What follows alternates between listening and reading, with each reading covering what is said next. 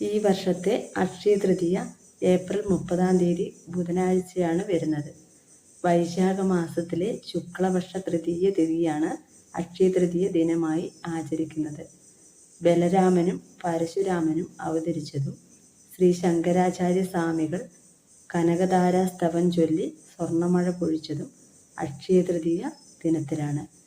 അക്ഷയം എന്ന പദത്തിൻ്റെ അർത്ഥം ക്ഷയമില്ലാത്തത് അല്ലെങ്കിൽ അനശ്വരമായത് എന്നതാണ്.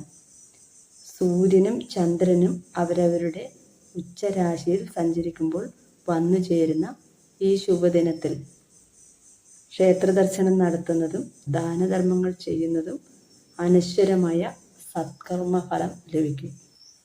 ആചാരങ്ങൾ അറിഞ്ഞ് അനുഷ്ഠിക്കുമ്പോഴാണ് അതിൻ്റെ ഫലപ്രാപ്തി നമുക്ക് 100 ഇരട്ടിയായി ലഭിക്കുന്നത്. അക്ഷയ തൃതീയ ദിവസം അതിരാവിലെ കുളിച്ച് വീട്ടിൽ വിളക്ക് കൊളുത്തി പച്ചക്കർപ്പൂരം, ഏലക്ക, നാണയങ്ങൾ, പുഷ്പങ്ങൾ, അവില്, ശർക്കര എന്നിവ സമർപ്പിച്ച് പ്രാർത്ഥിക്കാവുന്നതാണ്. ഓം ഗം ഗണപതേ നമ എന്ന് 3 തവണ ജപിച്ചതിന് ശേഷം ഓം ക്ലീം കൃഷ്ണായ നമ, ഓം ശ്രീം നമ, ഓം ഉമാമഹേശ്വരായ നമ എന്ന മന്ത്രങ്ങൾ കഴിയുന്നത്ര തവണ ജപിക്കാവുന്നതാണ്.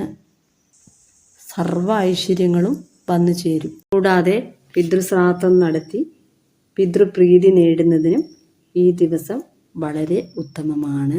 അക്ഷയ തൃതീയ ദിവസം ദാനം ചെയ്യുന്ന ഏതൊരു വസ്തുവും അതിൻ്റെ 100 ഇരട്ടിയായി തിരികെ ലഭിക്കുകയും സ്ഥിരമായി നിലനിൽക്കുകയും ചെയ്യുമെന്നാണ് വിശ്വാസം. ഏതൊരു വസ്തു വീട്ടിലേക്ക് വാങ്ങിക്കൊണ്ടുവരുന്നതിനും ഈ ദിവസം ശുഭദിനമാണ്. സ്വർണം, വെള്ളി, വസ്ത്രം, ചെരുപ്പ്, കുട, അന്നം, ശർക്കര, മലർ, അവില് ഇവ ദാനം ചെയ്യുന്നത് അതീവ ശ്രേഷ്ഠ ഫലത്തെ പ്രദാനം ചെയ്യും. ശ്രേഷ്ഠമായ കാര്യങ്ങൾ ഞാൻ പറഞ്ഞുവെങ്കിലും നമ്മളെക്കൊണ്ട് കഴിയുന്ന വസ്തുക്കൾ ദാനം ചെയ്യുവാൻ ഏവരും ശ്രമിക്കുക. ഈ വിധത്തിൽ അക്ഷയ തൃതീയ ആചരിച്ചാൽ ജീവിതത്തിൽ നിന്നും സാമ്പത്തിക ബുദ്ധിമുട്ടുകളും ദാരിദ്ര്യവും അകന്നു മാറി സകല ഐശ്വര്യങ്ങളും സമ്പത്തും വന്നു ചേരുന്നതാണ്. ഇത് കേൾക്കുന്ന എല്ലാവർക്കും സർവ്വ ഐശ്വര്യങ്ങളും സമ്പൽ സമൃദ്ധിയും ഉണ്ടാകട്ടെ എന്ന് പ്രാർത്ഥിക്കുന്നു. നന്ദി, നമസ്കാരം.